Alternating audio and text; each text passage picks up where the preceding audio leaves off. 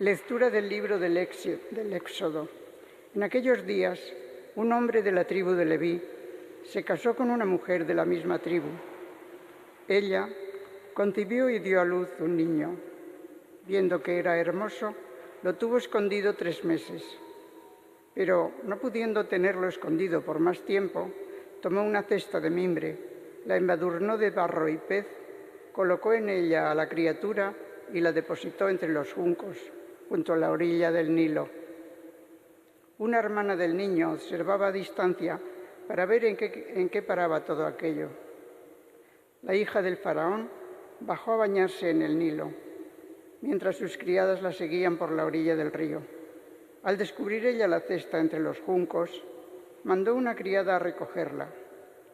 La abrió, miró dentro y encontró a un niño llorando.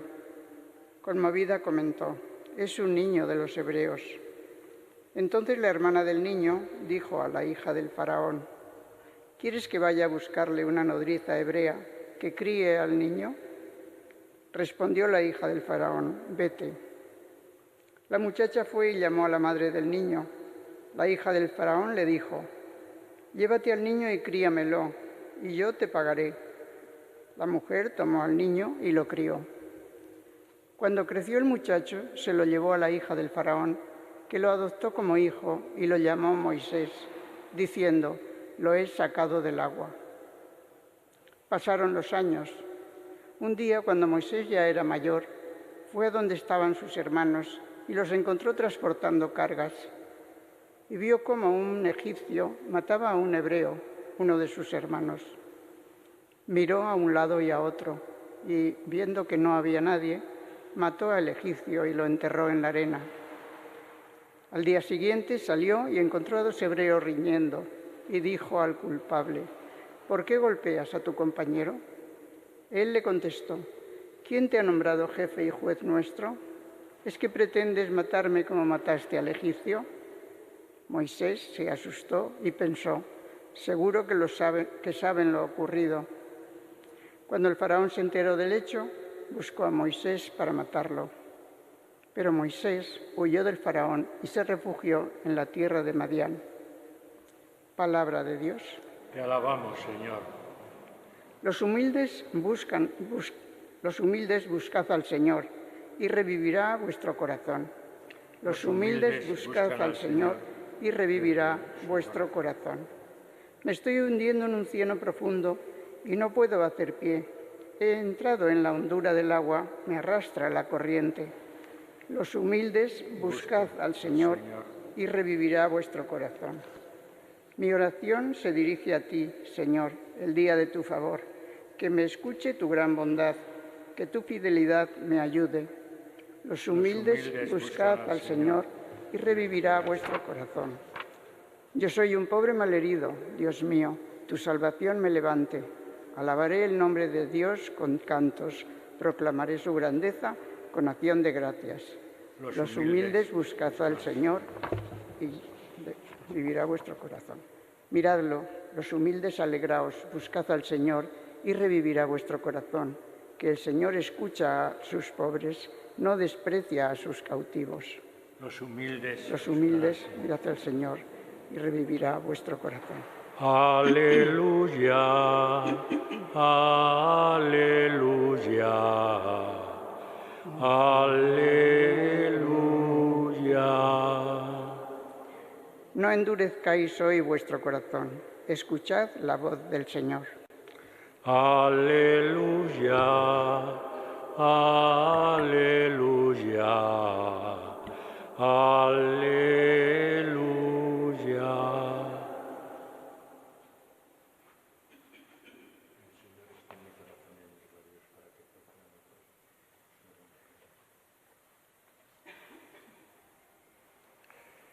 El Señor esté con vosotros.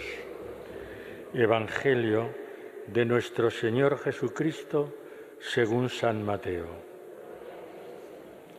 En aquel tiempo se puso Jesús a recriminar a las ciudades donde había hecho la mayor parte de sus milagros, porque no se habían convertido.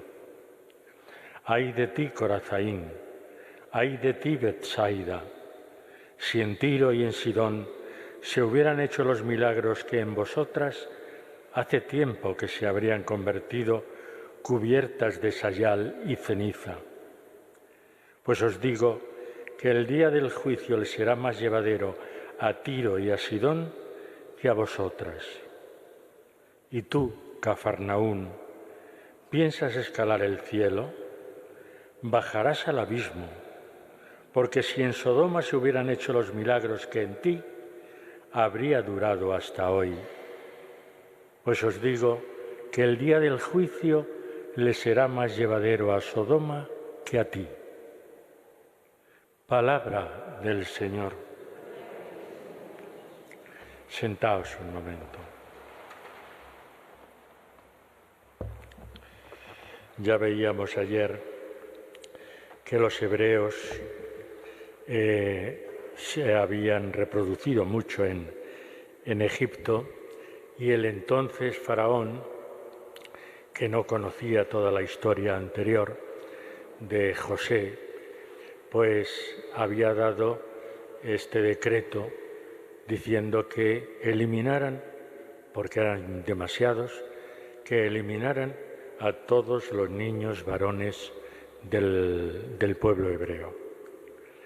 Y así es como hoy nos encontramos con el nacimiento de Moisés, precisamente porque estaba condenado como niño hebreo a morir.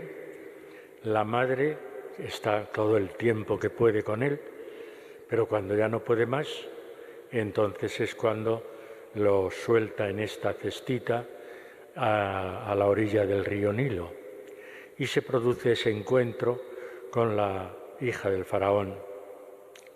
Y bueno, ahí vemos toda su infancia, como de una forma pues casi milagrosa Moisés sale adelante. Moisés, por lo tanto, no es descendiente directo de los llamados patriarcas, de Abraham, de Isaac, de Jacob. Sí que pertenece al pueblo hebreo, pero no es descendiente directo de los patriarcas. Sin embargo, Dios va a poner en él su dedo, le va a elegir para sacar al pueblo hebreo de la opresión egipcia. Le va a elegir a él precisamente para que consiga la liberación, la libertad. Así Moisés se va a convertir en el gran libertador, porque Dios no se puede revelar, no se puede ofrecer a un pueblo esclavo.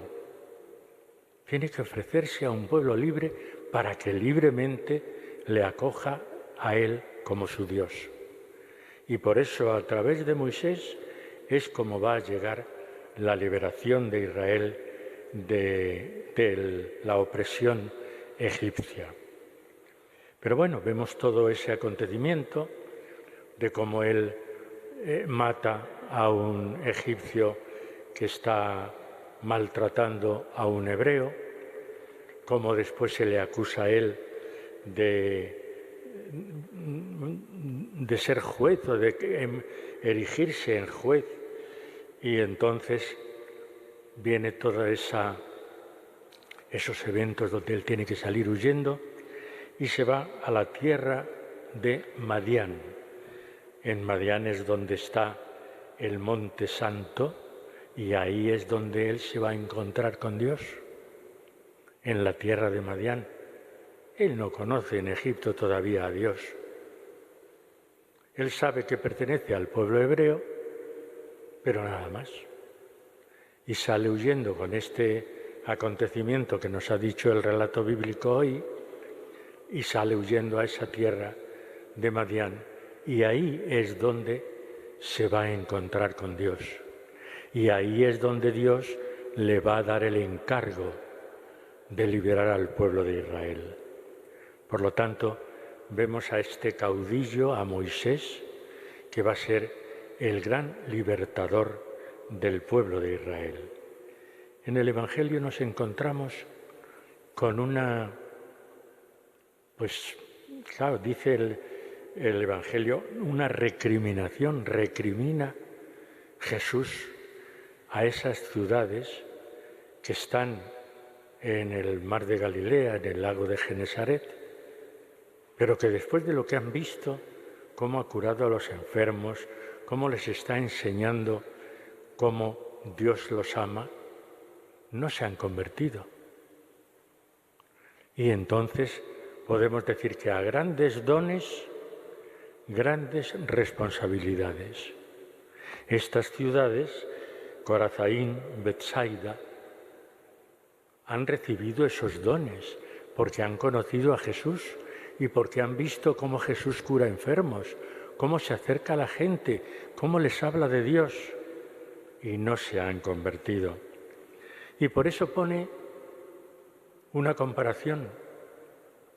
Y en la comparación habla de dos ciudades paganas, de dos ciudades que no pertenecen al pueblo de Israel, como son Tiro y Sidón, y les dice, si en Tiro y en Sidón se hubieran hecho los milagros que en vosotras, hace tiempo que se habrían convertido.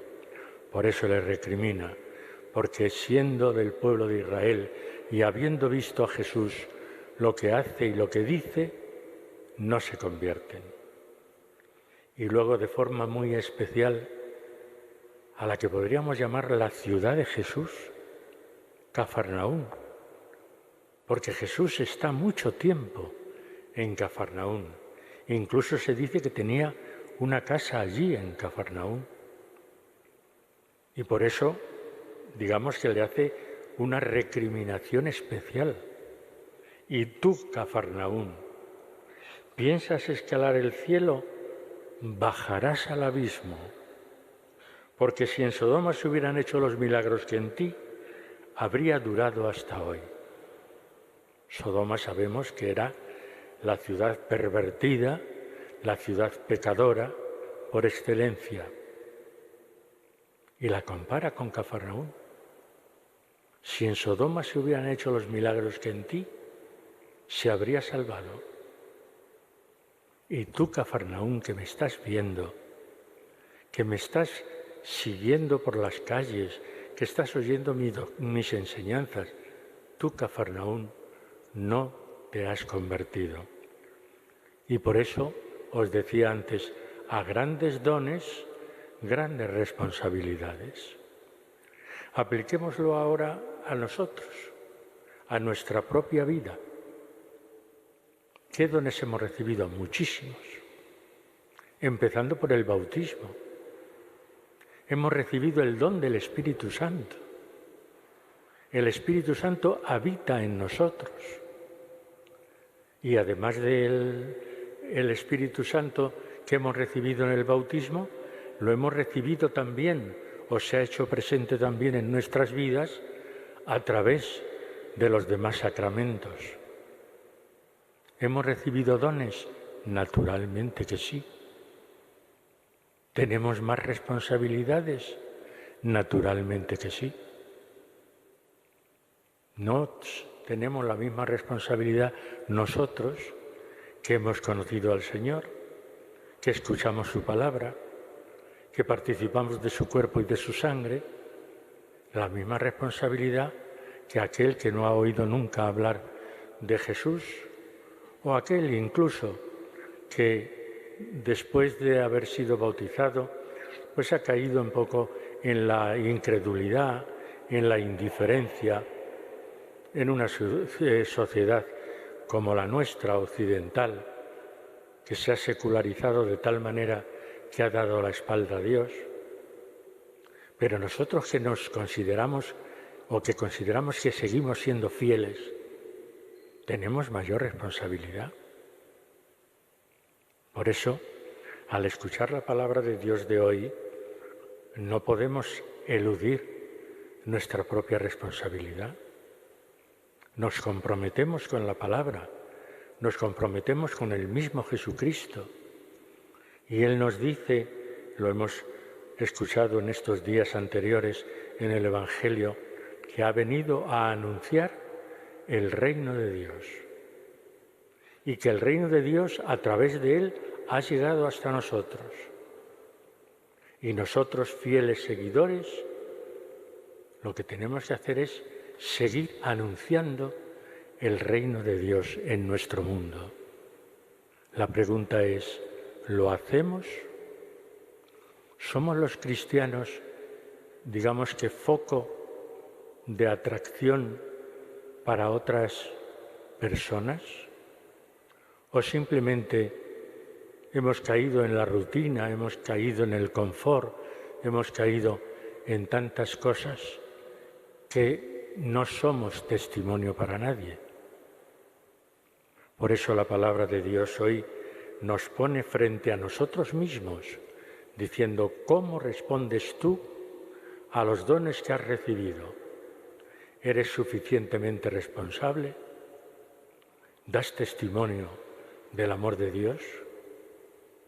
¿O simplemente vas, pues eso, caminando y cayendo en la rutina?